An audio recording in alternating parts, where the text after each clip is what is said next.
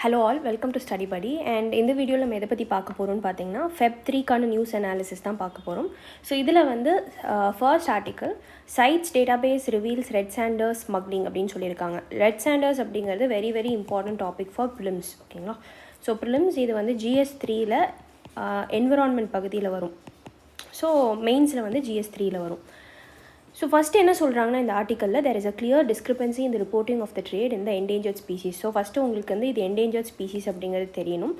By the exporting and importing countries says Wildlife Trade Monitoring Organization traffic. So இங்கே சைடில் வந்து ப்ரிலிம்ஸ்க்கு முக்கியமான concepts எல்லாம் நான் எழுதுகிறேன். ஸோ நீங்கள் அதை கூகுள் பண்ணி கமெண்ட் பாக்ஸில் வந்து அதை பற்றின இம்பார்ட்டண்ட் பாயிண்ட்ஸ் எல்லாம் கீழே கொடுங்க. ஸோ ப்ரீவியஸ் இயர் கொஷின்ஸில் இந்த ஆர்டிக்கல் முடிஞ்சக்கப்புறம் நான் காட்டுறேன். ஸோ இதில் வந்து டிராஃபிக் அப்படிங்கிற ஆர்கனைசேஷன் பற்றி நீங்கள் கமெண்ட் பாக்ஸில் சொல்லுங்கள். ஸோ இதில் என்ன சொல்லியிருக்காங்கன்னா த சைட்ஸ் நெக்ஸ்ட் டாபிக் வந்து சைட்ஸ். ஸோ இது ரெண்டை பற்றியும் கூகுள் பண்ணி கமெண்ட் பாக்ஸில் சொல்லுங்கள். So the CITES trade database has recorded 28 incidents of red sanders confiscation. So 28 சம்பவங்கள் நடந்திருக்கு. ஸோ ரெட் சாண்டர்ஸ் அப்படிங்கிறது இது ஒரு மரம், சரிங்களா? சாண்டல்வுட் கேள்விப்பட்டிருப்பீங்க. அதே மாதிரி ரெட் சாண்டர்ஸ் அப்படிங்கிறது அதே கான்செப்ட் தான். அரைச்சிங்கன்னா ரெட் கலரில் வரும். ஸோ இது என்ன சொல்கிறாங்கன்னா நிறைய மெடிசினல் ப்ராப்பர்ட்டிஸ் சொல்கிறாங்க. அதுக்கப்புறம் வந்து இதை ஃபர்னிச்சர் பண்ணுறக்காகவும் பயன்படுத்துகிறாங்க. இதை வந்து த்ரூ அவுட் த இயர்ஸ் வந்து ஸ்மக்லிங் பண்ணியிருக்காங்க. ஸோ என்ன சொல்கிறாங்க அப்படின்னா confiscation seizure and specimens from the wild being exported from India fact sheet prepared by TRAFFIC. So TRAFFIC என்ன சொல்கிறாங்க அப்படின்னா இதை வந்து கன்ஃபிஸ்கேட் பண்ணியிருக்காங்க, அதுக்கப்புறம் எக்ஸ்போர்ட்டும் பண்ணியிருக்காங்க அப்படிங்கிறது சொல்ல வராங்க. டிராஃபிக் அப்படிங்கிறது இங்கே என்னென்னு கொடுத்துருக்காங்க, global wildlife trade monitoring organisation revealed. So CITES வந்து நீங்கள் ரொம்ப முக்கியமாக பார்க்கணும். ஏன்னா நிறைய ப்ரீவியஸ் இயர் கொஷின்ஸில் சைட்ஸை பற்றி கேட்டிருக்காங்க. ஸோ சைட்ஸ் அப்படிங்கிறது convention on international trade in endangered species of wild fauna and flora. So ரெண்டுமே வருது. ஃபவுனா அப்படின்னா அனிமல்ஸ், அதுக்கப்புறம் வந்து ஃப்ளோரா அப்படின்னா பிளான்ட்ஸ். ரெண்டையுமே வந்து ரெண்டு கட்டத்தில் இருக்கிற என்டேஞ்சர்ட் ஸ்பீஷீஸும் ப்ரொடெக்ட் பண்ணுற ஒரு இன்டர்நேஷ்னல் ட்ரேடு தான். இன்டர்நேஷ்னல் ட்ரேடு ஐ மீன் இப்போ ஒரு கண்ட்ரிக்கும் இன்னொரு கண்ட்ரிக்கும் வந்து ஒரு வைல்டு அனிமல் ஒரு வைல்டு பிளான்ட்டில் வந்து ட்ரேட் நடக்குது அப்படின்னா அதை பாதுகாக்கிற ஒரு ஆர்கனைசேஷன் தான் சைட்ஸ். ஓகேங்களா? ஸோ சேஃப்கார்டில் வந்து ஈடுபடுவாங்க. So next is an international agreement between governments whose aim is to ensure that international trade in wild animals and plants does not threaten the survival of the species.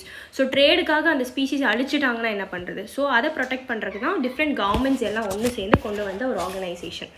So என்ன சொல்கிறாங்கன்னா இந்த ஆர்டிக்கலில் மெயினாக இந்தியாவிலேருந்து எவ்வளோ red Sanders export பண்ணப்படுது, எந்த கண்ட்ரீஸ்க்கு அதிகமாக export பண்ணியிருக்காங்கன்னா China. So 53%, Hong Kong 25%, Singapore 17% and United ஸ்டேட்ஸ்க்கு 3.5%. 2016 2020 டேட்டா வந்து சொல்லுது. ரெட் சாண்டர்ஸோட பயாலஜிக்கல் நேம் வந்து பார்த்தீங்கன்னா Pterocarpus santalinus or red sandalwood அப்படின்னு சொல்லுவாங்க. ஸோ நான் எப்படி சாண்டல்வுட் சொன்னேன் அதே மாதிரி தான் ரெட் சாண்டல்வுட், ரெட் கலரில் இருக்கணும் சொன்னாக்கட்ட அதுதான் ரெட் சாண்டல்வுட். ஸோ இது வந்து ஒரு எண்டமிக்கோடக்கு அர்த்தம் தெரியணும் உங்களுக்கு. எண்டமிக் அப்படின்னா ஒரு சர்டன் ரீஜனுக்கு கன்ஃபைண்டாக இருக்கும், அதுக்கு வெளியில் உங்களால் அதை பார்க்க முடியாது. ஸோ எந்த இடத்துல எண்டமிக்னா ஈஸ்டர்ன் காட்ஸ். ஸோ உங்களுக்கு முக்கியமான அடுத்த ப்ரிலிம்ஸ் பாயிண்டர்ஸ் வந்து பார்த்துக்கிட்டிங்கன்னா இங்கே எல்லாம் எழுதுகிறேன், கடைசியில் உங்களுக்கு அந்த கொஸ்டின் காட்டுறேன். ஈஸ்டர்ன் காட்ஸ். ஓகேங்களா? ஈஸ்டர்ன் காட்ஸ் எந்தெந்த ஸ்டேட்ஸை கவர் பண்ணுதுன்னு எழுதணும். ஏன்னா இதுக்கு முன்னாடி ப்ரீவியஸ் இயர் UPSC கொஸ்டினில் வெஸ்டர்ன் காட்ஸில் எந்தெந்த ஸ்டேட்ஸ் வருதுன்னு கேட்டிருந்தாங்க. ஸோ அதையும் நான் உங்களுக்கு காட்டுறேன். ஸோ ஈஸ்டர்ன் காட்ஸில் எந்தெந்த ஸ்டேட்ஸ்லாம் வருதுன்னு நீங்கள் ஃபஸ்ட்டு கமெண்ட் பாக்ஸில் மென்ஷன் பண்ணுங்கள். ஏன்னா ஒன்லி ஃபியூ பீப்புள், என்னால் ஒரு 2-3 பேர் தான் கமெண்ட் பாக்ஸில் பார்க்க முடியுது ரிப்பீட்டடாக. ஸோ எல்லாருமே வந்து இப்போ கிட்டத்தட்ட வந்து 17,000 பீப்புள் இருக்கீங்க இந்த இடத்துல. ஸோ அதில் எத்தனை பேர் கரண்ட் அஃபேர்ஸ் பார்க்குறாங்க அப்படிங்கிறத பார்த்துக்கிட்டிங்கன்னா ஒரு ஃபினாமினலாக ஒரு 500 to 600 பீப்புள் ரெகுலராக கன்சிஸ்டண்ட்டாக பார்க்குறவங்க இருக்காங்க. ஸோ நீங்கள் என்ன பண்ணுங்கள் அப்படின்னா கமெண்ட் பாக்ஸில் மென்ஷன் பண்ணுங்கள், பார்க்குற ஒருத்தரும் மென்ஷன் பண்ணுங்கள். அப்போ தான் வில் நோ எவ்வளோ பேர் வந்து கான்வர்ஸ் பண்ணுறீங்க, எவ்வளோ பேர் நிஜமாலுமே வந்து இந்த காம்படிஷனில் இருக்கீங்க அப்படிங்கிறது. ஸோ ஈஸ்டர்ன் காட்ஸ் கண்டிப்பாக கமெண்ட் பாக்ஸில் மென்ஷன் பண்ணுங்கள். ஸோ இது வந்து எங்கே ஸ்பெசிஃபிக்காக இருக்குன்னா ஆந்திர பிரதேஷில் இருக்க red sanders found in Andhra Pradesh and growing up to a height of 10 to 15 meters வரைக்கும் வளரும். It's reported to be one of the India's most exploited ட்ரீன்னு சொல்கிறாங்க. ரொம்ப முக்கியம் அது.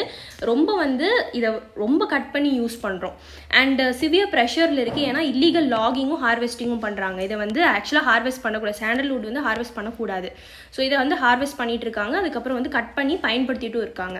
So under the foreign trade policy of India படி red sanders வந்து import பண்ணக்கூடாது. It's prohibited. இது முக்கியமான பாயிண்ட்.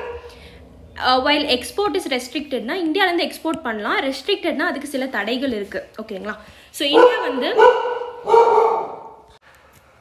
ஸோ என்ன சொல்கிறாங்கன்னா, India reported and export of எவ்வளோன்னு பார்த்தீங்கன்னா 19,049 tons ஆஃப் லாக்ஸ், அந்த கட்டைகள் இருக்குது பார்த்தீங்களா, அதை வந்து எக்ஸ்போர்ட் பண்ணியிருக்கிறதா நம்மளுக்கு ரிப்போர்ட் சொல்லுது.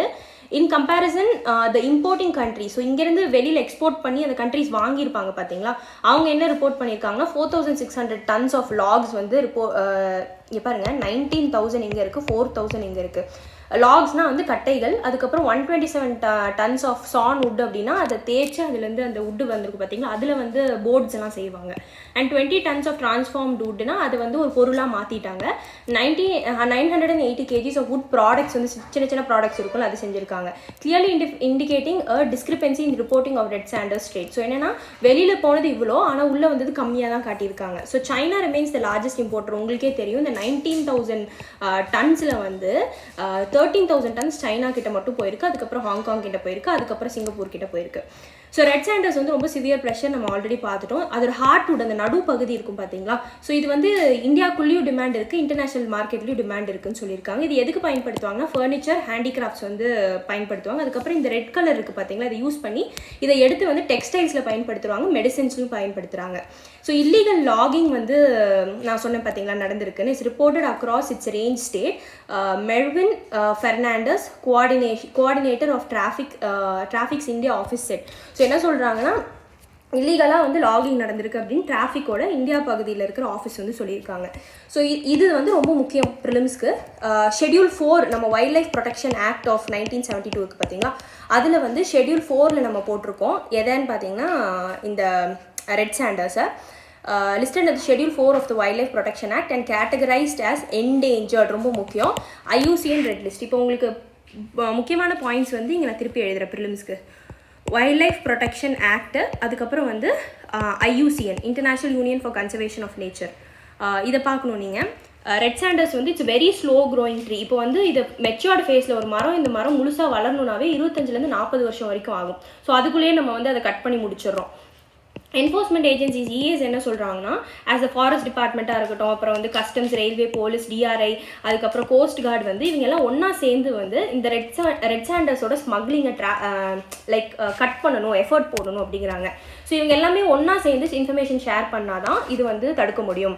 On hotspots and transit routes, இது எடுத்துகிட்டு போகிற வழிகளையும் ரியல் டைம் இன்டெலிஜென்ஸும் கொடுக்கணுங்கிறாங்க. ஸோ டிராஃபிக் வந்து சொல்லியிருக்காங்க. It has also called for the forest within the species geographical range to be declared as high conservation area.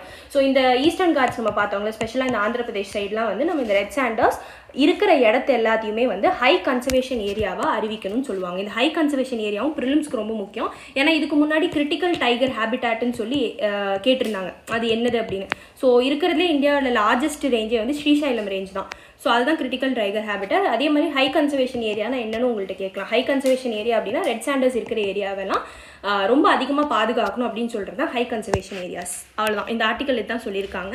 இப்போ நான் உங்களுக்கு ப்ரீவியஸ் இயர் கொஸ்டின் காட்டுறேன். அதுக்கு முன்னாடி இங்கே இருக்கிற ஒருத்தரும், இந்த ஆர்டிக்கலை பார்க்குற ஒருத்தவங்களும் இதை பற்றின டேட்டாஸ் எல்லாம் எடுத்து நீங்கள் கமெண்ட் பாக்ஸில் கொடுங்க. At least 1 point will do. நீங்கள் கமெண்ட் பாக்ஸில் கொடுக்குற ஒரு பாயிண்ட்குமே வந்து it will be rewarded as a positive feedback. ஓகேங்களா?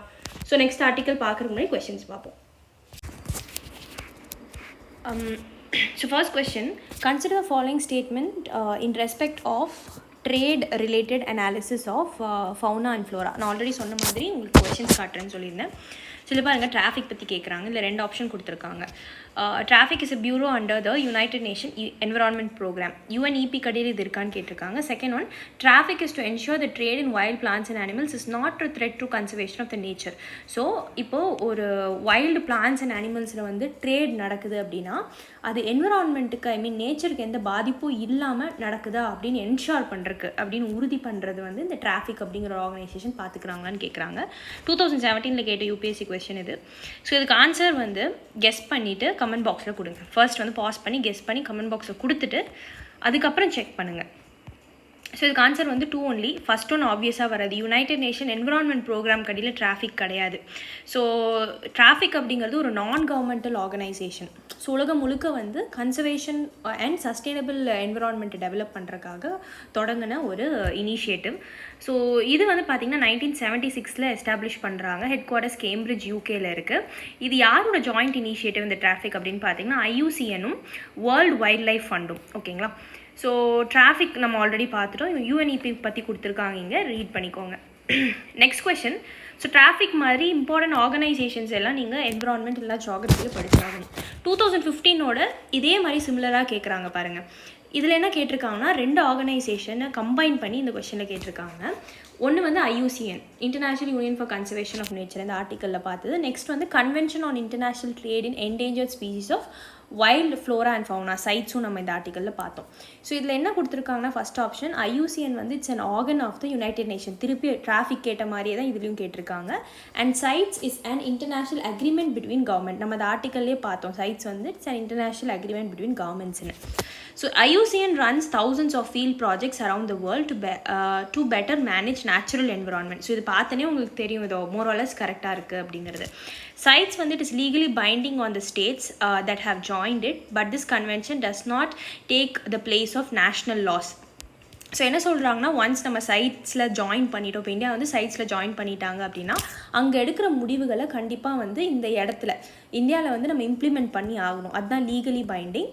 But this convention does not take a place of national laws அப்படின்னா, ஸோ அங்கே எடுக்கிறது நம்ம இந்தியன் லாஸில் பாஸ் பண்ண மாதிரி அர்த்தம் இல்லைங்கிறாங்க.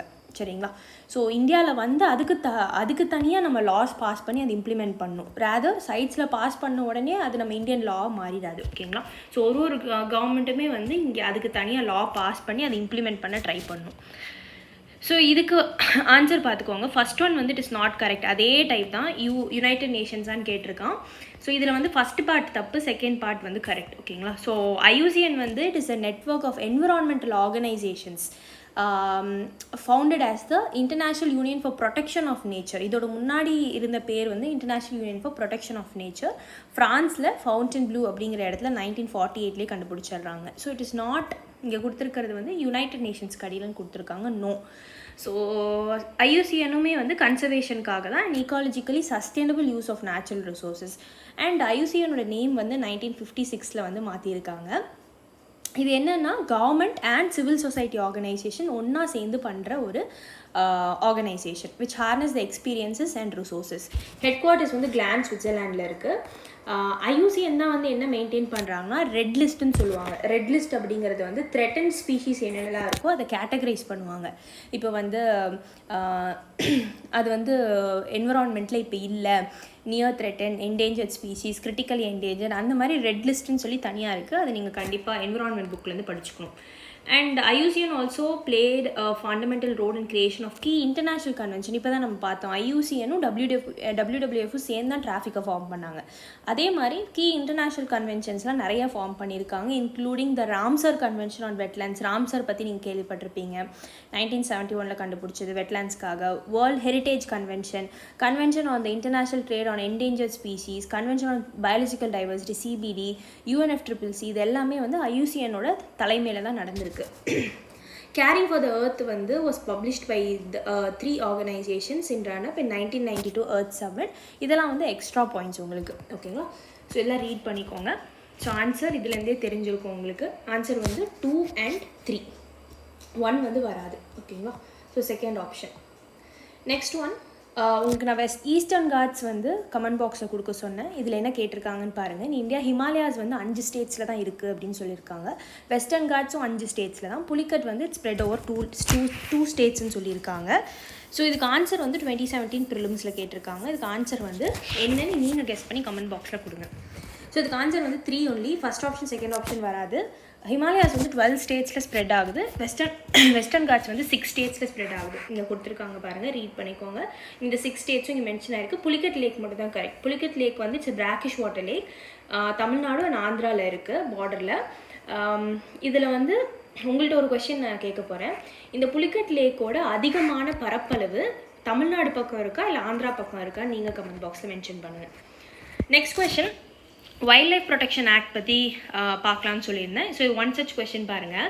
According to wild life protection act 1972, which of the following animals cannot be hunted by any person except under some provisions provided by the law?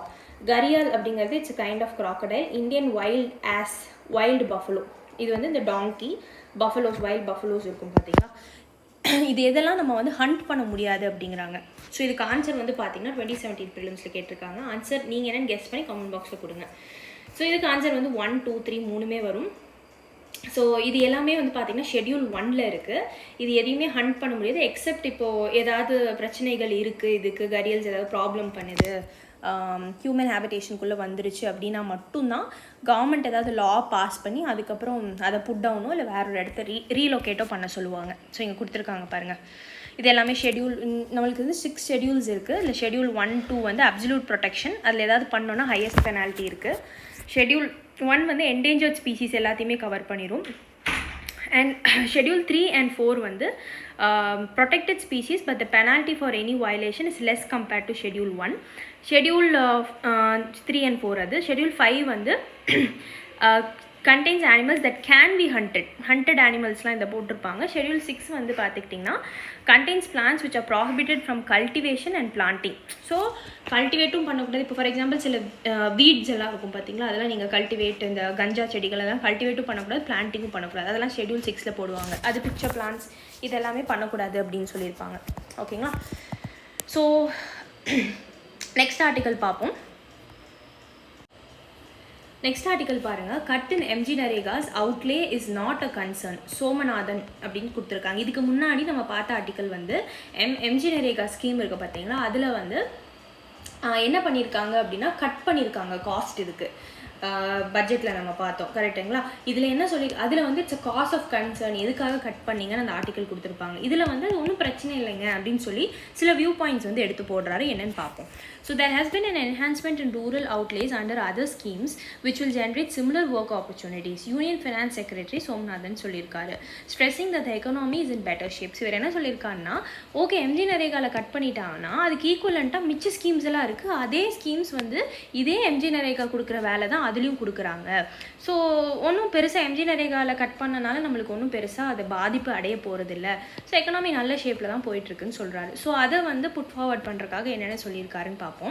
இப்போ union finance Secretary TV Somanathan on Thursday defended the reduction in budget 2023-24 allocation for the MG Narega, stressing that the economy is in better shape and there has been an enhancement rural outlays under other schemes which should generate similar work opportunities. So நான் சொன்னதே தான் சொல்கிறாங்க. Okay நான் இதுக்கு வந்து support பண்ணுறேன் அப்படின்னு. இதில் வந்து நம்ம ஆல்ரெடி இந்த டேட்டாஸ்லாம் பார்த்தோம். இதுக்கு முன்னாடி வந்து கமெண்ட் பாக்ஸில் ஒருத்தவங்க கேட்டிருந்தாங்க, நம்ம இந்த அமௌண்ட்லாம் அப்சல்யூட்டாக படிக்கணுமா அப்படின்னு.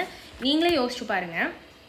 கடைக்கு போகிறீங்க, நேற்று நீங்கள் 20 ரூபா ஸ்பெண்ட் பண்ணியிருக்கீங்க, இன்றைக்கி வந்து 30 ரூபா ஸ்பெண்ட் பண்ணியிருக்கீங்க அதே பொருளுக்கு அப்படின்னா என்ன உங்களுக்கு இது மூலயமா தெரியுது? 10 ரூபா அந்த பொருளோட விலை இன்க்ரீஸ் ஆகிருக்குன்னு தெரியுது. ஸோ அதே தான் அந்த தெரிஞ்சுக்கணும் அப்படிங்கிறதுக்காக தான் இந்த அமௌண்ட்லாம் சொல்கிறது. இப்போது பிளைண்டாக வந்து நம்மளால் சொல்ல முடியாது. இப்போ இவ்வளோ தான் ஸ்பெண்ட் பண்ணியிருக்காங்க, அவ்வளோ ஸ்பெண்ட் பண்ணியிருக்காங்கன்னு சொன்னோம்னா நம்ம என்ன சொல்ல வரோன்னே புரியாது. ஸோ இது வந்து அப்சல்யூட்டாக நீங்கள் மனப்பாடம் பண்ணணும் அந்த மாதிரிலாம் இல்லை. தானாக ஆர்டிக்கல் ரிப்பீட் ஆகிட்டே தான் இருக்கும். அப்போ உங்களுக்கு புரிஞ்சிடும் தானாகவே எவ்வளோ ஸ்பெண்ட் பண்ணியிருக்காங்க, எவ்வளோ இப்போ குறைச்சிருக்காங்க.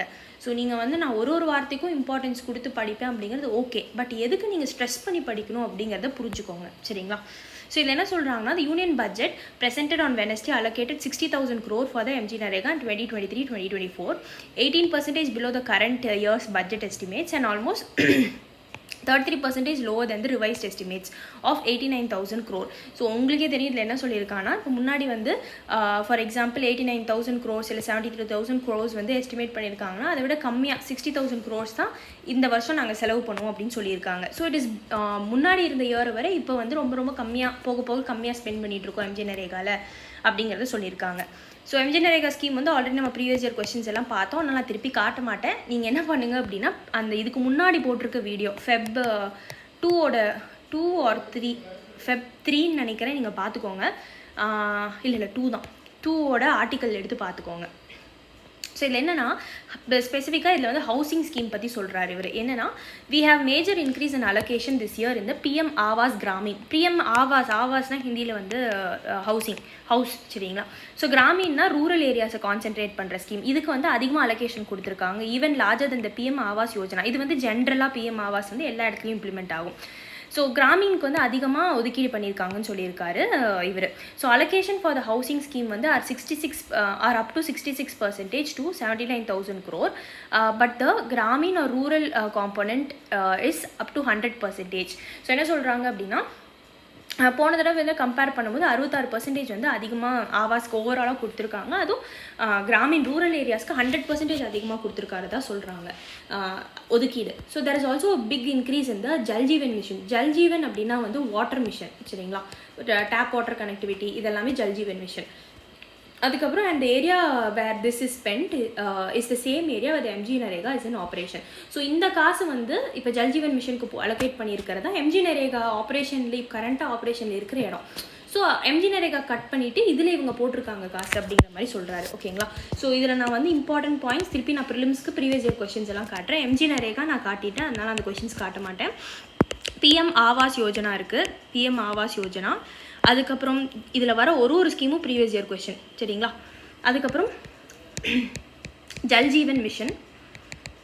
ஓகேங்களா? நெக்ஸ்ட் வேறு என்ன சொல்கிறோம் அப்படின்னா, ஸோ ரஃப்லி 40,000 crore extra is governing through these sources in to the rural areas through the central government's own programs he pointed out. So 40,000 கோடி வந்து பார்த்துக்கிட்டிங்கன்னா எக்ஸ்ட்ராவாக இந்த ஸ்கீமில் உள்ளே போடுறாங்க, சரிங்களா?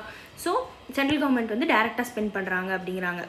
And then he pointed out these spends would obviously have some effect on the demand for engineering. ஆப்வியஸாக இது இப்போ ஜல்ஜீவன் மிஷனில் வந்து இது போட்டிருக்காங்க, ஒதுக்கீடு பண்ணியிருக்காங்க. அதில் ஒதுக்கீடு பண்ணுறதுக்கு வந்து ஒர்க் கொடுக்கணும். ஸோ இது மோரலஸ் வந்து எம்ஜி நரேகா கூட ஈக்குவேட் ஆகிடுதே, as they would be for the same type of people with similar type of job. So இது ஜல்ஜீவன் மிஷன் ஒரே மாதிரி ஜாப் தான், அதுலேயும் வந்து ரிக்குவயர்மெண்ட் இருந்ததுன்னா எடுப்பாங்க. எம்ஜி நரேகா இதே மாதிரி ஒர்க்கு தான் அலோகேட் பண்ண போகிறாங்க. So we will definitely see some reduction in demand in terms of the actual availability of employment in those areas through these two big programs. So நீங்கள் ஆவாஸ் யோஜனா எடுத்துக்கிட்டிங்கனாலும் வீடு கட்டுறக்கு ஆளுங்க தேவை, ஜல்ஜீவன் மிஷனுக்கும் வந்து நம்மளுக்கு ஆளுங்க தேவை. ஸோ இதில் வந்து அப்படியே எம்ஜி நரேகா போகிறதுல இதுக்குள்ளே போயிடுறாங்க மக்களுங்கிறாங்க. Third, the economy is doing so much better. 2020 விட நல்லா பண்ணுது. So the normal economic push will also be in favor of lower MG NREGA demand. So லோவராக அலோகேட் பண்ணியிருக்கிறதுல ஒன்றும் பெருசாக தப்பு கிடையாது. ஸோ நம்ம எக்கனாமி நல்லா தான் பண்ணிகிட்ருக்கு, நல்லா தான் நம்ம போயிட்டுருக்கோம், அதனால பிரச்சனை கிடையாது அப்படிங்கிறாங்க. ஏன்னா ஆல்ரெடி ஒர்க் இருக்குது, ஒர்க் வந்து இவங்களுக்குலாம் இருக்குது, டிமாண்ட் வந்து டிமாண்ட் இருக்காதுங்கிறாரு. ஒர்க் இல்லைனா தான் டிமாண்ட் இருக்கும். இப்போ இதுக்கெல்லாம் ஒதுக்கீடு பண்ணிட்டாங்கன்னா இதில் ஒர்க் இருக்கும். அப்போ ஆப்வியஸாக வந்து எம்ஜி நரேகாவில் வந்து டிமாண்ட் இருக்காதுங்கிறாங்க. ஏன்னா அது எம்ஜி நரேகா வந்து ஒரு டிமாண்ட் ட்ரிவன் work type. ஓகேங்களா? Since the MG Narega is a demand driven scheme, the finance secretary said the budget allocation would be revised upwards during the year if there was a higher demand. So in case demand இருந்தாலும் revised estimates நம்ம அதிகமாக ஒதுக்கீடு பண்ணி அதுக்காக கொடுத்துடலாம் அப்படிங்கிறாங்க. So but we are estimating a reduction in demand. But இருக்காது, demand கம்மியாக தான் இருக்கும், வேணால் பாருங்கள் அப்படிங்கிறாரு. Now people can disagree with that demand and if it warrants and increase we will consider it at the revised estimate. நான் சொன்ன மாதிரி இன்கேஸ் டிமாண்ட் இருந்தாலும் நம்ம ரிவைஸ்ட் எஸ்டிமேட்டில் காசை போட்டுக்கலாம் அப்படிங்கிறாங்க. Taking on criticism about feared reduction in spending on farmers' welfare as selective data interpretation, he said agriculture and allied activities spends had actually gone up if the PM Kisan scheme is excluded. So என்ன சொல்கிறாங்க அப்படின்னா திருப்பி இதே தான். இப்போ நம்ம அக்ரிகல்ச்சரில் வந்து food and fertiliser subsidy வந்து என்ன பண்ணாங்க, கவர்மெண்ட் எடுத்துட்டாங்க, குறைச்சிட்டாங்க, கரெக்டுங்களா? ஸோ அதே தான் இவர் சொல்கிறாரு. லைக் பிஎம் கிசான் ஸ்கீமை வந்து எக்ஸ்க்ளூட் பண்ணிட்டாங்க, பட் இது வந்து it is a cause of concern தான் அப்படிங்கிறது சொல்லியிருக்காரு. ஸோ அடுத்து வந்து நீங்கள் பிஎம் கிசான் ஸ்கீம் வந்து பார்க்கணும், கண்டிப்பாக பார்க்கணும். So the PM Kisan allocation, PM கிசான்னா வந்து ஃபார்மர்ஸ்க்கு கொடுக்குற அந்த தொகை, ஓகேங்களா? ஸோ 6,000 டோட்டலாக கொடுப்பாங்க, 2,000 பிரித்து 3 மாதத்துக்கு ஒன்ஸ் வந்து கொடுப்பாங்க பிஎம் கிசான் ஸ்கீமில். ஸோ பிஎம் கிசானில் ப்ரீவியஸ் இயர் UPSC கொஸ்டின் நான் காட்டுறேன். PM Kisan allocation is declining from 68,000 crore this year to 60,000, குறைச்சிட்டாங்க next year. Why? Essentially, the database has been updated after a 3-year gap. There were people who were ineligible. There were people who are getting it in 2 places. And there are those who left or migrated and those who were taxpayers but had not disclosed this. So என்ன சொல்கிறாங்கன்னா நிறைய cost beneficiaries இருந்திருக்காங்க. Cost பெனிஃபிஷியரிஸ்னால் இந்த ஸ்கீமில் வர காசு வந்து அவங்களுக்கு போவே கூடாது, பட் அவங்களுக்கு போயிருக்கு. ஃபார் எக்ஸாம்பிள் 2 இடத்துல வாங்கிட்டு இருந்திருக்காங்க. சில மக்கள் வந்து லைக் மைக்ரேட் ஆகிட்டாங்க, அதனால இந்த ஒதுக்கீடு வந்து குறைஞ்சிருச்சு. ஸோ அந்த இடத்துல நிஜமாலுமே அக்ரிகல்ச்சர் அவங்க பண்ணலை. நெக்ஸ்ட் திங் வந்து சில பேர் வந்து டேக்ஸ் பேயர்ஸாக இருந்திருக்காங்க, ஆனால் அவங்களும் காசு சேர்த்து வாங்கியிருக்காங்க. ஸோ இதெல்லாம் கோஸ்ட் பெனிஃபிஷரிஸ், அவங்களுக்கு போகணும்னே அவசியம் இல்லை. So we are not denying anybody the benefit, but the eligible number of people has come down by 10%. யாருக்குமே நாங்கள் வந்து லைக் பிஎம் கிசானில் போக வேண்டிய ஒதுக்கீடு பணம் வந்து அது யாருக்குமே நாங்கள் கட் பண்ணல. பட் ஆட்டோமேட்டிக்காகவே 10% மக்கள் வந்து கீழே குறைஞ்சிட்டாங்க. அதுக்கு நிஜமாலுமே போக வேண்டியது வந்து பார்த்துக்கிட்டிங்கன்னா கொடுத்துருவோம். பட் ஆட்டோமேட்டிக்காக there is a reduction in 10% due to the database cleaning. So டேட்டாபேஸ்லாம் க்ளீன் பண்ணி ஒழுங்காக பார்த்தது மூலயமா கோஸ்ட் பெனிஃபிஷரிஸ் நிறைய இருந்தாங்க. அதனால ஆட்டோமேட்டிக்காக அதுக்கு அவ்வளோ ஒதுக்கீடு தேவையில்லை அப்படிங்கிறது தெரிஞ்சு தான் பிஎம் கிசானுக்கும் வந்து அமௌண்ட் கம்மி பண்ணிட்டாங்க அப்படிங்கிறது சொல்கிறாரு. ஸோ அதனால தான் உங்களுக்கு வந்து பார்க்கும்போது ஓவராலாக அக்ரிகல்ச்சர் செக்டருக்கு கம்மியாக பண்ணுற மாதிரி தெரியும் அப்படிங்கிறது இந்த ஆர்டிக்கலில் சொல்லியிருக்காங்க. சரிங்களா? ஸோ அவ்வளோதான். நான் உங்களுக்கு ப்ரீவியஸ் இயர் கொஷின்ஸ் காட்டுறேன். ஸோ பிஎம் கிசான் பற்றின ப்ரீவியஸ் இயர் கொஷின்ஸ் ஏதாவது இருந்தது அப்படின்னா நீங்கள் எடுத்து கமெண்ட் பாக்ஸில் கொடுங்க. நீங்களே கொஷின்ஸ் கேட்கலாம். So that others also can participate. So உங்களோட செஷனில் ரிப்ளை பண்ணி மிச்சவங்களும் அதுக்கு ஆன்சர் பண்ணலாம். சரிங்களா? ஸோ திருப்பி நான் சொல்கிறது அதுதான், 2-way கம்யூனிகேஷன் மாதிரி எடுத்துகிட்டு வாங்க. அப்போ தான் ஃப்ரம் போத் சைட் நம்மளால் வந்து ஒரு இன்ட்ரெஸ்ட் இருக்கும் நம்மளுக்கு, இந்த ஆர்டிக்கல் போடணும், ஓகே இவ்வளோ பேர் இருக்காங்க அப்படிங்கிற மாதிரி. ஸோ இந்த கொஷின் நான் காட்டுறேன் உங்களுக்கு. ஜல் ஜீவன் மிஷன் ரிலேட்டடாக 4 ஆப்ஷன்ஸ் இருக்குது. நீங்களே யோசிச்சு கமெண்ட் பாக்ஸில் ஆன்சர் கொடுங்க. இதில் 4 ஆப்ஷனில் நான் உங்களுக்கு ஆன்சர் வந்து ஒரு இதாக டீகோட் பண்ணி கொடுக்குறேன். It remains to provide piped drinking water to all rural households by 2024. So இந்த ஜல் ஜீவன் மிஷனோட ஸ்டார்ட் டேட் எண்ட் டேட் உங்களுக்கு தெரியணும். சரிங்களா? ஸோ இதுக்கு ஆன்சர் வந்து 1, 3, 4 பார்த்தனே உங்களுக்கு புரிஞ்சிடும். ஏன்னு நான் சொல்கிறேன் பாருங்கள்.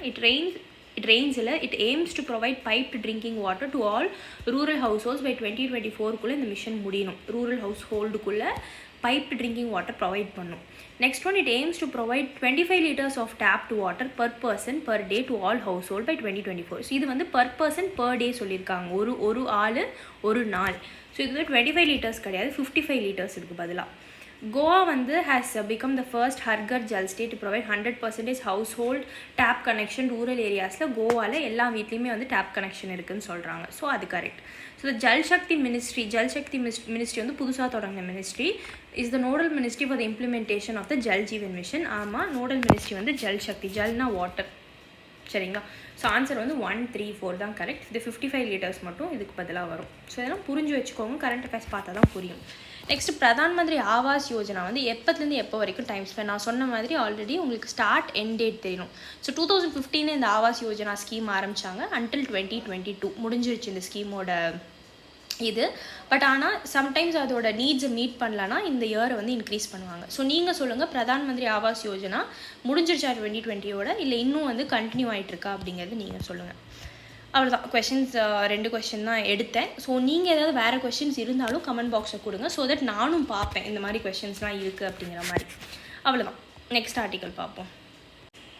So next article and last article for the day, government can seek rethink on collegium recommendations. So first வந்து உங்களுக்கு கொலீஜியம்னா என்னென்னு தெரியணும். ஓகேங்களா? இப்போது கொலீஜியம் அப்படிங்கிறது நான் என்னென்னு சொல்கிறதுக்கு முன்னாடி இந்த ஆர்டிக்கலில் என்ன சொல்கிறாங்க, ஐ மீன் இப்போ கொலீஜியம் இந்த சென்ஸ் வந்து அடுத்து வரப்போகிற ஜட்ஜஸை செலக்ட் பண்ணுற ஒரு பாடி தான் இந்த கொலீஜியம் சிஸ்டம். ஓகேங்களா? ஸோ இப்போ இவங்க செலக்ட் பண்ணி கவர்மெண்ட்டுக்கு வந்து சென்ட் பண்ணுவாங்க. ஸோ கவர்மெண்ட் சைட்லேருந்து அப்பாயின்மெண்ட்ஸ் போடுவாங்க. ஸோ இந்த ஆர்டிக்கலில் என்ன சொல்ல வராங்கன்னா, நிறைய விஷயங்களை வளன்னு பேசியிருக்காங்க. லைக் எவ்வளோ வேக்கன்சி இப்போ வந்து நம்மளுக்கு சுப்ரீம் கோர்ட்டில் வந்து 34 ஜட்ஜஸ் போடணும் அப்படின்னு இருக்குது. பட் 27 ஜட்ஜஸ் தான் இப்போ கரண்ட்டாக இருக்காங்க. ஸோ இவங்க கவர்மெண்ட் வந்து இவங்கக்கிட்ட கேட்டிருக்காங்க, கொலீஜியம் கிட்ட, ஏன் எதுக்கு அப்படிங்கிற மாதிரி கொஷின்ஸ் கேட்குறாங்க. லைக் வேக்கன்சிஸ் இருக்குல்ல அப்படிங்கிற மாதிரி. அப்புறம் இன்கேஸ் வந்து நேம்ஸை கொலீஜியம் வந்து கவர்மெண்ட்டுக்கு சென்ட் பண்ணாலும் கவர்மெண்ட் வந்து சில நேம்ஸை திருப்பி கொலீஜியம்கிட்ட கொடுத்து ரீகன்சிடர் பண்ணுங்கள் அப்படின்லாம் சொல்கிறாங்க. ஸோ இதை கடைசியாக கொடுத்துருக்காங்க பார்த்தீங்களா, இதுதான் முக்கியம். அதை தவிர வந்து உங்களுக்கு ஸ்டாட்டிக் பார்ட் வந்து முக்கியம். இதில் என்ன சொல்கிறாங்க அப்படின்னா, இங்கே பார்த்துக்கோங்க, 430 ஹைகோர்ட் ஜட்ஜஸ் இருக்காங்க. Total of 554 appointed. ஸோ என்ன சொல்கிறாங்கன்னா 554 ஜட்ஜஸை வந்து அப்பாயிண்ட் பண்ணியிருக்காங்க லைக் சின்ஸ் 2018. இதில் என்னென்னா தட் 58 ஜட்ஜஸ் வந்து இதில் ஓபிசிஸ், 27 வந்து ரிலீஜியஸ் மைனாரிட்டிஸ், 19 வந்து எஸ்சி, வைல் வந்து 6 வந்து எஸ்டி கம்யூனிட்டிலேருந்து. ஸோ ஜென்ரல் கேட்டகரி மட்டுமே 77% வந்து ஆக்கியூபை பண்ணுறாங்க. ஸோ கவர்மெண்ட் என்ன சொல்கிறாங்க அப்படின்னா chief justices of the high court, ஏன்னா ஹைகோர்ட்டுக்கும் கொலீஜியம் இருக்குது. ஸோ இவங்க கொடுக்குற நேம்ஸ் தான் வந்து மேலே போகும். ஓகேங்களா? ஸோ ஹைகோர்ட்டோட சீஃப் ஜஸ்டிஸ் கிட்ட என்ன, ஜஸ்டிஸஸ் கிட்ட ஐ மீன் எல்லா ஹைகோர்ட்லேயும் ஒரு சீஃப் ஜஸ்டிஸ் இருப்பாங்க. ஸோ அவங்கக்கிட்ட என்ன சொல்கிறாங்க அப்படின்னா நீங்கள் வந்து ப்ரொபோசல்ஸ் வந்து சென்ட் பண்ணும்போது அப்பாயின்மெண்ட் ஆஃப் ஜட்ஜஸ்க்கு டியூ கன்சிடரேஷன் கொடுங்க, எஸ்சி எஸ்டிஸ் ஓபிசிஸ் அப்புறம் வந்து மைனாரிட்டிஸ் விமென்க்கு, so that we will be in a more social diverse category. ஏன்னா ஜென்ரல் கேட்டகரியில் மட்டும் 77% இருக்காங்க. ஸோ திங்க் அபவுட் தட் அப்படிங்கிறாங்க. ஸோ இதுதான் சொல்லியிருக்காங்க. அதை தவிர வேகன்சிஸ் பற்றி இங்கே எல்லாம் பேசியிருக்காங்க. அவ்வளோதான். ஸோ உங்களுக்கு தெரிய வேண்டியது என்ன அப்படின்னு பார்த்தீங்கன்னா, இது லா மினிஸ்டர் கிட்ட கேள்வி கேட்டிருக்காங்க, அவர் இதுக்கு பதில் அளிச்சுட்டு இருக்காரு. ஸோ இதில் வந்து சுப்ரீம் கோர்ட் கொலீஜியம் வந்து SCC அப்படிங்கிறது சொல்லுவாங்க. ஸோ இந்த சுப்ரீம் கோர்ட் கொலீஜியம் பற்றி உங்களுக்கு தெரியணும். ஸோ கொலீஜியம் பற்றி உங்களுக்கு டீட்டெயில்டாகவும் ப்ரீவியஸ் இயர் கொஸ்டினும் உங்களுக்கு நான் காட்டுறேன். இந்த ஆர்டிக்கல் நான் வேறு எதுவுமே கிடையாது. So what is a collegium system அப்படிங்கிறதுலேருந்து நான் உங்களுக்கு ஆரம்பிக்கிறேன். இது வந்து ஒரு புது நாவல் மெக்கானிசம்னா புது வகையான மெக்கானிசம். ஒரு டெமோக்ராட்டிக் சிஸ்டமில் அப்பாயின்மெண்ட் ஆஃப் ஜட்ஜஸ்க்கும் அந்த ஜட்ஜஸ் அப்படியே ஒரு இடத்துலேருந்து இன்னொரு இடத்துக்கு ட்ரான்ஸ்ஃபர் பண்ணுறதுக்கும் இந்த கொலீஜியம் சிஸ்டமை பயன்படுத்துவாங்க. இந்த கொலீஜியம் சிஸ்டம் எப்படி உருவாச்சு அப்படின்னு பார்த்தீங்கன்னா, செகண்ட் அண்ட் தேர்ட் ஜட்ஜஸ் கேஸ்ன்னு சொல்லுவாங்க. So first judge, second judge, third judge கேஸ்ன்னு இதில் தான் வந்து ஒரு ஷேப்புக்கு வருது. இதெல்லாம் என்ன அப்படின்னு நம்ம பார்ப்போம் அடுத்து. ப்ளீஸ் நோட்டும் கொடுத்துருக்காங்க.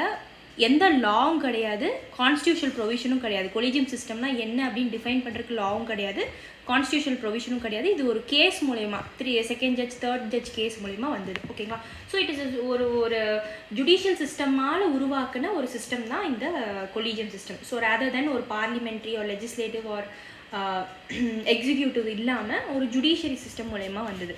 ஸோ இது கொலீஜியம் சிஸ்டமில் யார் இருப்பாங்க அப்படின்னு பார்த்தீங்கன்னா, சீஃப் ஜஸ்டிஸ் ஆஃப் இந்தியா இருப்பார், அது கீழே 4 சீனியர் மோஸ்ட் ஜட்ஜஸ் வந்து இருப்பாங்க. அதே ஹைகோர்ட்டுக்கும் கொலீஜியம் இருக்குது. அதே மாதிரி சீஃப் ஜஸ்டிஸ் ஆஃப் த ஹைகோர்ட்டும் 4 சீனியர் மோஸ்ட் ஜட்ஜஸும் இருப்பாங்க. இந்த வார்த்தை ரொம்ப முக்கியம். NJAC அப்படின்னு சொல்லுவாங்க, நேஷ்னல் ஜுடிஷியரி அப்பாயின்மெண்ட் கமிட்டி அப்படின்னு. இது என்ன யோசிச்சாங்கன்னா, கவர்மெண்ட் நடுவில் மூக்க நுழைச்சு இப்போது ஜட்ஜஸ் அப்பாயிண்ட் பண்ணுறதா இருக்கட்டும், ட்ரான்ஸ்ஃபர் பண்ணுறதா இருக்கட்டும், உள்ள ஜுடிஷியரியே எல்லாம் பார்த்துக்கிறாங்க. இப்போ நம்ம லெஜிஸ்லேட்டிவ்லேருந்து நடுவில் ஒருத்தவங்க போய் மூக்க நுழைக்கணுமே அப்படிங்கிறதுக்காக NJACன்னு சொல்லி ஒன்று க்ரியேட் பண்ணாங்க. சுப்ரீம் கோர்ட் வந்து தலை மேலே அடிச்சுட்டு ஓடிடு அப்படின்ட்டாங்க. ஓகேங்களா? அதெல்லாம் பண்ணாத, இது நான் பார்த்துக்கிறேன், என்னோட இண்டிபெண்டன்ஸ் இது உள்ள வந்து நீ மூக்க நுழைக்காத அப்படின்ட்டாங்க. So it invalidated by the supreme court. So collegium system தான் கடைசி வரைக்கும் இருக்கும். அது நாங்கள் உருவாக்கின ஒரு சிஸ்டம், எங்ககிட்டே விட்டுருங்க. ஸோ இந்த பிரச்சனை நடந்துட்டு இருக்கிறப்போ வந்து அடுத்த வருஷம் UPSCயில் NJAC பற்றி கொஸ்டின் கேட்குறாங்க. அதையும் நான் காட்டுறேன். இப்போ இது எப்படி உருவாச்சு இந்த கொலீஜியம் அப்படின்னு பார்த்தீங்கன்னா, collegium system has its genesis in a series of supreme court judges. இது ஜட்ஜஸ் கேஸ் அப்படின்னு சொல்லுவாங்க. ஃபர்ஸ்ட் ஜட்ஜ் கேஸ் எடுத்திங்கன்னா SP Gupta versus union of India 1981 நடக்குது. ஞாபகம் வச்சுக்கோங்க, SP Gupta versus union of India 1981. Supreme Court judgment held that consultation does not mean concurrence and it only implies an exchange of views. So இப்போ வந்து ஹைகோர்ட்டில் கேட்குறாங்க எந்த ஜட்ஜை அடுத்து அப்பாயிண்ட் பண்ணணும் அப்படிங்கிற மாதிரி. ஸோ அங்கேருந்து ஒரு இவங்கெல்லாம் அப்படின்னு சொல்லிட்டு ஒரு ரெக்கமெண்டேஷன் கொடுக்குறாங்க. ஸோ அது வந்து கன்சல்டேஷன், மேலேருந்து கேட்கும்போது கன்சல்டேஷன்னா அது கன்கரன்ஸ், அதை ஃபாலோ பண்ணணும்னு இல்லை. And it only implies an exchange of views. So நீ சொல்லு நான் சொல்லு அப்படிங்கிற மாதிரி எக்ஸ்சேஞ்ச் ஆஃப் வியூஸ் தான் இது அப்படின்னு சொல்லி ஃபர்ஸ்ட் ஜட்ஜ் கேஸில் வருது. செகண்ட் ஜட்ஜ் கேஸில் சுப்ரீம் கோர்ட் அட்வொகேட்ஸ்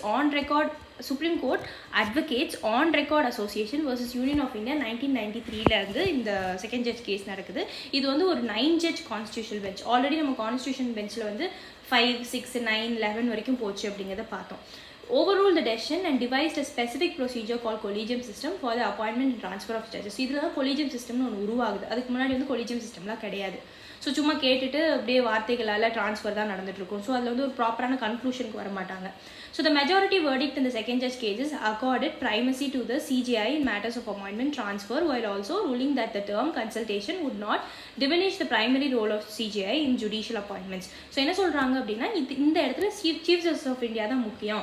ஸோ அவர் வந்து like appointments and transfers related matters எல்லாமே டெசிஷன் வந்து எடுக்கலாம். ஸோ கன்சல்டேஷன் அப்படிங்கிறது இருக்குது, அது வந்து மறையில. கன்சல்டேஷனும் பண்ணுவோம். இப்போ ஹைகோர்ட்டில் வந்து நம்ம கேட்குறோம் அப்படின்னா அவங்க கொடுக்குற அந்த தீர்மானங்களையும் நம்ம எடுத்துப்போம், கன்சல்டேஷன்ஸையும் நம்ம வந்து வியூ பாயிண்ட்ல எடுத்துப்போம். So the role of the CJI is primal in nature because this being a topic within the judicial family, the executive cannot have an equal say in the matter. So இது திருப்பி அதான் சொல்கிறாங்க, executive லெஜிஸ்லேச்சரோ எங்களுக்கு ஈக்குவலண்ட்டாக இருக்க முடியாது.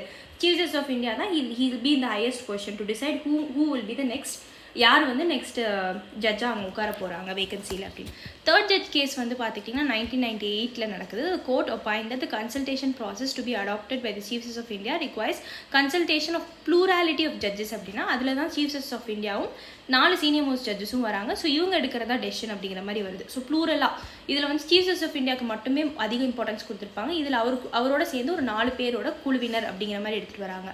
த sole opinion of CJI does not constitute the consultation process. So இதில் வந்து சிஜிஐக்கு மட்டும் முக்கியத்துவம், இதில் வந்து சிஜிஐ மட்டும் நம்ம ஏன் முக்கியத்துவம் கொடுக்கணும்? ஸோ சம்டைம்ஸ் அவர் வந்து கரெக்டாக போகிறதுக்கு வாய்ப்பு இருக்குது. So he should consult a collegium of 4 senior most judges of the supreme court and even if 2 judges give an adverse opinion, he should not send the recommendation to government. So அந்த 4 ஜட்ஜில் 2 judge கூடியும் like இல்லை முடியாது இவங்க வேணாம் அப்படின்னு சொல்லிட்டு அதை வந்து கவர்மெண்ட்டுக்கு அனுப்பக்கூடாது. So the court held that the recommendation made by the Chief Justice of India without complying with the norms and requirements of the consultation process is not binding on the government. So என்ன சொல்கிறாங்க அப்படின்னா இது வந்து binding கிடையாது கவர்மெண்ட்டுக்கு. Court held that the recommendation made by the Chief Justice of India without complying with the norms and requirements. So Chief Justice of India ஒழுங்காக அந்த 4 senior most judges, so இங்கே மேலே தேர்ட் ஜட்ஜ் கேஸில் கொண்டு வந்த விஷயங்களை இம்ப்ளிமெண்ட் பண்ணாமல் nexus வச்சுக்கிட்டாரு அப்படின்னா அது பைண்டிங் கிடையாது அப்படிங்கிறாங்க. ஸோ ஒழுங்காக ப்ராப்பரான ப்ரொசீஜரை ஃபாலோ பண்ணும். So role of government in judicial appointment அப்படின்னு பார்த்தீங்கன்னா கவர்மெண்ட் ரோல் வந்து ரொம்ப லிமிட்டடாக தான் இருக்குது. It can only get an inquiry conducted with home ministry if a lawyer is to be elevated as a judge in a high court and supreme court. So இதுக்குன்னு சொல்லி ஒரு க்ரைட்டீரியா இருக்குது. இப்போ கீழே இருக்கிற ஒரு போஸ்டிங்கில் இருக்கிற எடுத்துகிட்டு வந்து மேலே ஜட்ஜாக உட்கார வைங்க அப்படின்னா ஆப்வியஸாக வந்து அது பார்க்கப்படும். ஓகேங்களா? ஸோ அப்போ மட்டும்தான் ஒரு இன்கொயரி கமிட்டி மாதிரி செட் பண்ணுவாங்க. So it can also raise objection and seek clarification regarding the collegium choices. So government வந்து அப்ஜெக்ஷனும் தெரிவிக்கலாம் அவங்க சைட்லேருந்து, கிளாரிஃபிகேஷனும் இந்த கொலீஜியம்ட்டு கேட்கலாம். ஏன் எதுக்கு இவரை போடுறீங்க அவருக்கு போடுறீங்கன்னு. ஸோ அந்த ஆர்டிக்கல் அதையும் தான் பேசியிருப்பாங்க. But if the collegium reiterates the same names, the government is bound under constitution based judgments to appoint them as judges. So இந்த சைட்லேருந்து கொலீஜியம்ஸ் இல்லை நீ போட்டு தான் ஆகணும் அப்படின்னு சொன்னாங்க, ரீட்ரேட் பண்ணாங்கன்னா கவர்மெண்ட் வந்து என்ன பண்ணி ஆகணும், அப்பாயிண்ட் பண்ணி தான் ஆகணும். கிரிட்டிசிசம்னு பார்த்தீங்கன்னா டிரான்ஸ்பரன்சி அக்கௌண்டபிலிட்டி இல்லைங்கிறாங்க, நெப்போட்டிசம்க்கு வாய்ப்புகள் இருக்குது, எம்ப்ராய்மெண்ட் இன் பப்ளிக் கான்ட்ரவர்சிஸில் வந்து லைக் இந்த மேட்டரை வந்து பேசுறதுக்கு வாய்ப்புகள் இருக்குது, overlooks several talented junior judges and advocate. So கீழே இருக்கிறவங்கள கூட மேலே கொண்டு வந்து உட்கார வைக்கிறதுக்கு வாய்ப்புகள் இருக்குது, அந்த லைனில் இருக்கிறவங்க மிச்சவங்கலாம் பார்க்காம அப்படிங்கிற மாதிரி சொல்கிறாங்க. ஸோ இந்த என்ஜாக்குக்கு போனோம்னா ரொம்ப இட் வில் கோ ஒரு பெரிய ஒரு இதாக மாறிடும். பட் என்ஜாக்கோட ப்ரீவியஸ் இயர் கொஷின் நான் காட்டி அதை உங்களுக்கு நான் கவர் பண்ணிடுறேன், அவ்வளோதான். ஸோ அந்த கொஷின் பார்த்துருவோம். ஸோ இந்த கொஷின் வந்து 2019 பாலிட்டியில் கேட்டிருக்காங்க. ரெண்டு ஆப்ஷன் இருக்குது பார்த்துக்கோங்க. 44th Amendment to the Constitution of India introduced an article placing the election of Prime Minister beyond judicial review. இப்போது Prime Minister வந்து எலெக்ட் பண்ணி அந்த இடத்துல போய் உட்கார வைக்கிறாங்கன்னா அதை நம்ம கோர்ட்டுக்கு எடுத்துகிட்டு போகக்கூடாதுன்னு சொன்னது வந்து 42nd Amendment இந்திரா காந்தி இந்த டைமில்.